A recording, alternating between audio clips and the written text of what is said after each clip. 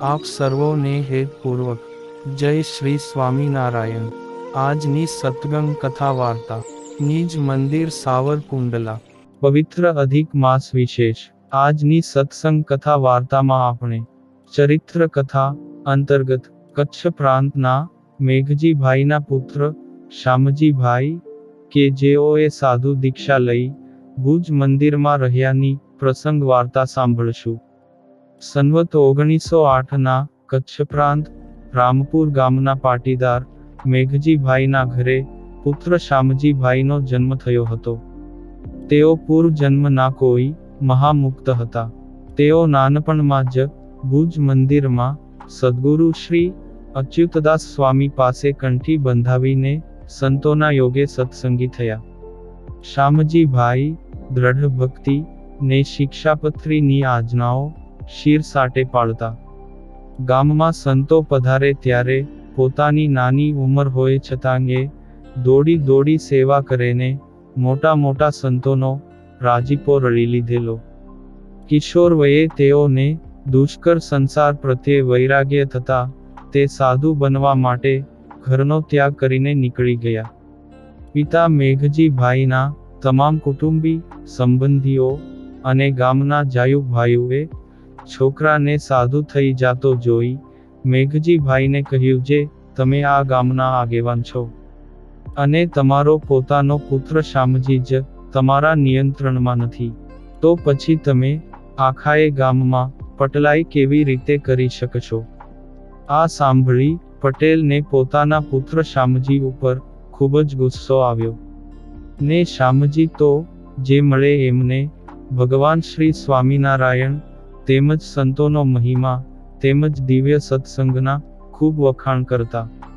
તે બધાયને કહેતા કે પ્રગટ પ્રભુ શ્રી સ્વામિનારાયણ ભગવાને મને માત્ર આ સત્સંગ તેમજ સંતો ભક્તોની સેવા કરવા માટે જ જન્મ આપ્યો છે।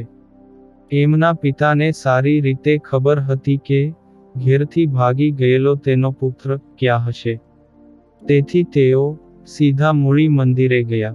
ત્યાં તેમને પોતાનો પુત્ર શામજી મળ્યો અને તેને સમજાવી ઘેરે પાછો લઈ આવ્યા। વળી શામજી થોડા દિવસ પછી ઘરેથી સાધુ થવા ભાગી ગયા। તે પિતા પાછા પકડી લાવ્યા। આમ 4 વખત તીવ્ર વૈરાગ્ય ને લીધે ઘરેથી જતા રહ્યા ને હવે તેના પિતા તેને પકડી ઘરે લાવીને થાકી ગયા।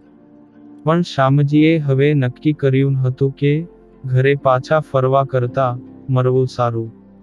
તે 5મી વખત પણ તેના પિતા તેને પાછો લાવવા માટે મૂળી આવ્યા।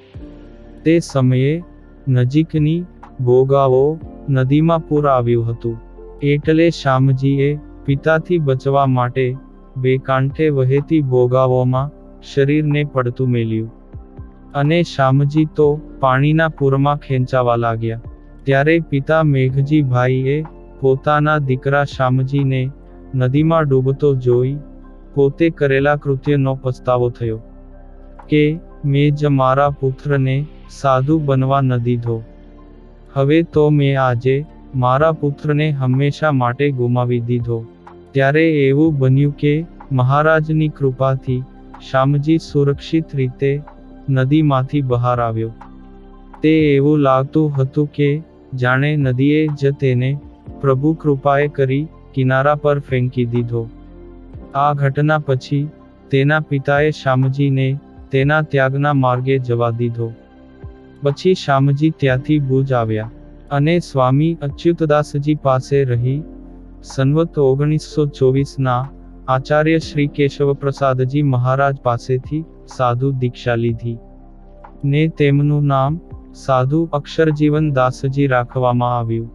પછી તો મંદિરમાં દેવોની અને વડીલ સંતોની ખૂબ જ સેવાઓ કરે।